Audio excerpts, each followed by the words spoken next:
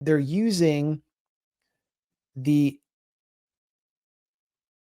immigration, this legal rationale on the INA, the Immigration and Naturalization Act, which is a McCarthy era law, to justify attempting to deport Mahmoud Khalil.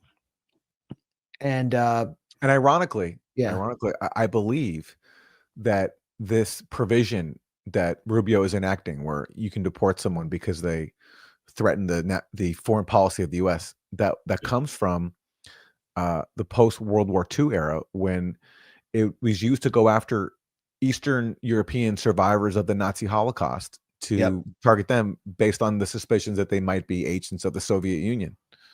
And so now the Trump administration is weaponizing a McCarthyite measure that was used against Eastern European Jews to go against now someone who's in the community that's undergoing the current Holocaust, which is the Gaza genocide. So targeting a Palestinian here in the U.S. I mean, that's just one of many parallels that we can draw back to the McCarthyite post-World War II era. Yeah, and it's an abuse of the law. People can't be deported or excluded because of past, current, or expected belief statements or associations if they are lawful within the United States. But let's just take a look at what Rubio has said when he is asked if this is about speech.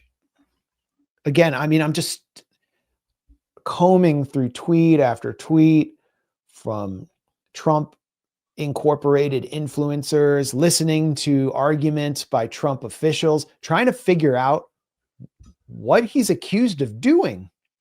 And I just can't figure it out yet. Here's Marco Rubio. President Trump appealed to a lot of Americans. Yeah, question by John Hudson from the Washington Post. Free speech arguments and not suppressing speech, especially from the government. But your revocation of the green card, to many, is seen as one of the most anti-speech actions a secretary could take with his powers. How do you respond? Yeah, I mean, when you enter this is an important point, and I'm glad you asked the question.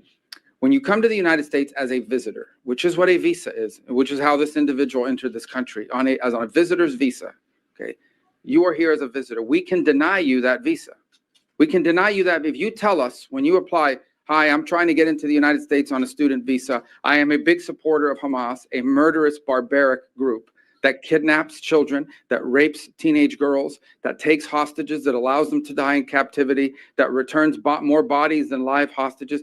If you tell us that you are in favor of a group like this, and if you tell us when you apply for your visa, and by the way, I intend to come to your country as a student and rile up all kinds of anti-Jewish student, anti-Semitic activities, I intend to shut down your universities. If you told us all these things when you applied for a visa, we would deny your visa. I hope we would. If you actually end up doing that, once you're in this country on such a visa, we will revoke it. And if you end up having a green card, not citizenship, but a green card as a result of that visa while you're here in those activities, we're going to kick you out.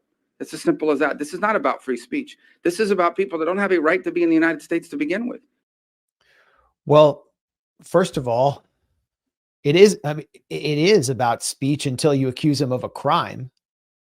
Second of all, his visa was approved and he was granted a green card. And we'll talk about other vetting of Mahmoud Khalil that took place at a very high diplomatic level prior to that, like high-level security vetting. Number three, what Marco Rubio is saying about Hamas is propaganda that has been debunked. They didn't rape teenage girls. None of it has been proven. They didn't return more dead bodies than live ones. That isn't even true either. And that is, and his comments are subjective. Four, where is the evidence that Mahmoud Khalil supports Hamas or is anti-Semitic? He is spoken out in support of where?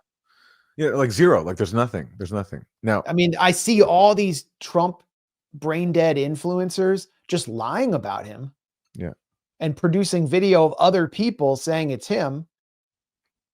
Why can't they produce any video of him doing something scary that would at least back up Marco Rubio's propaganda? It's a pretty flimsy case, and he's been denied due process to even contest any of that, any of those allegations, let alone speak to his lawyer. So it's a pretty frightening precedent. I actually, as I said at the beginning, at least those who were falsely accused of terrorism and arrested in militarized raids after 9/11 were accused of some specific crime. The Holy Land Five, they're accused of like funding terrorist groups in the Gaza Strip, funding Hamas. In reality, they were donating to Zakat, charity organizations, raising monies, the same organizations that were getting support from the International Red Cross and USAID. So it's all bogus. We don't even know what they're talking about here. It is about free speech. It's necessarily about free speech.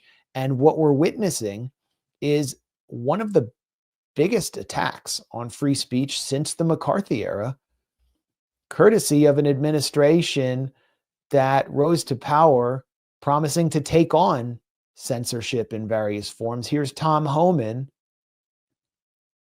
the border czar. Free speech has limitations, but when you go to a college campus, Let's just start that again.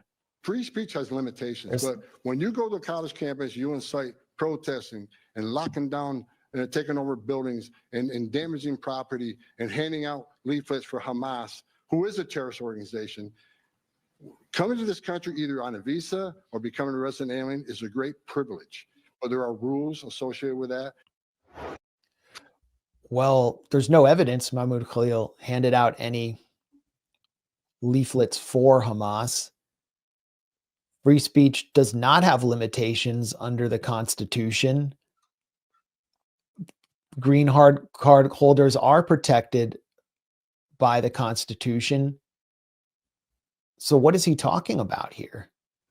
And again, even if he had, which he didn't, but even if he had expressed support for Hamas, it's a very strong burden of proof to say that that somehow goes beyond his free speech rights. It's providing material support to Hamas. And if that were the case, you could indict him.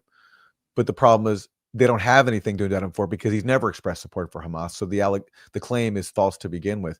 But again, even if he had expressed support for Hamas, they'd have to meet a huge burden of proof to show that that's somehow providing material support rather than just being his free speech right to, favor whoever he wants, just as someone has the right in this country to support Israel, even though Israel is a genocidal state. So it's the reason why they're resorting to this is because it's a typical smear against people who support Palestinian rights, is just to dismiss them as being pro-Hamas and then to add all the other propaganda about rape to make people just shut down their critical thinking skills and not see this as someone who has the same free speech rights as everybody else. And they want us to basically ignore all this and make him an easy target because he's Palestinian, he's an immigrant. And so they think that they can make an example out of him to basically get everyone else to shut up and to stop protesting on college campuses. And at Columbia, it's worked. There were some leaked comments from a Columbia administrator who basically said to students, like, watch what you say now on social media because we can't protect you. Yeah, I don't have this in our notes, but Jelani Cobb, who I think is the dean of the journalism school, told students, there's literally nothing we can do to protect you.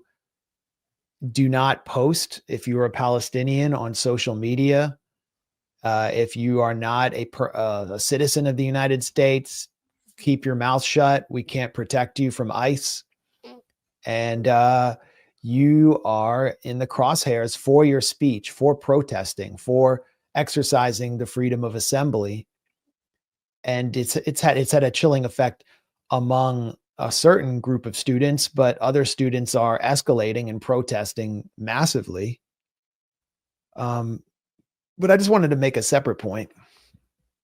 We've been consistent throughout the Biden era, and we were attacked for it from sectarian elements of the left for not accepting the hysterical line on January 6th.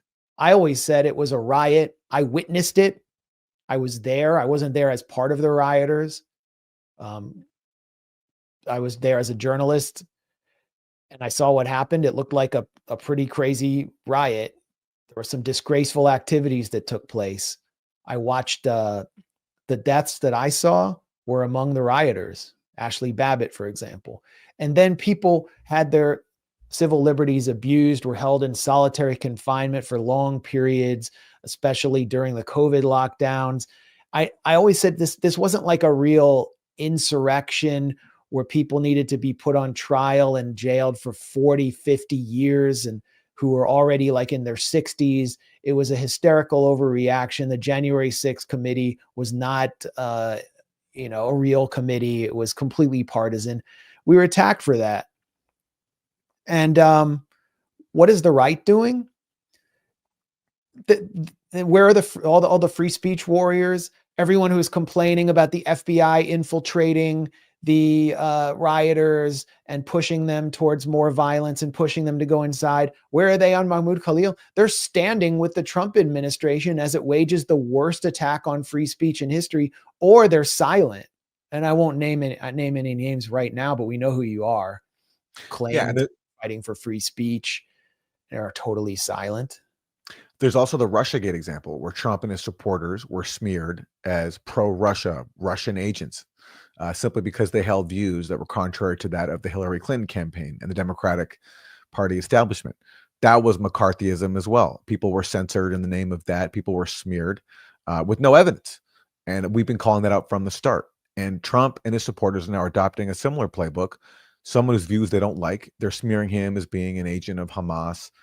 And they're so McCarthyite. This goes well beyond framing someone as being a foreign agent. They're trying to deport him for it. Yeah. And, it's the same playbook. And it's unfortunate we have no consistency among any major political faction in this country. Nothing. Everything is just partisan hackery. And yet, all the political capital that Republicans gained from Democrats being so censorious and so neo-McCarthyite, which they were, they've completely squandered now by taking this to a whole new level.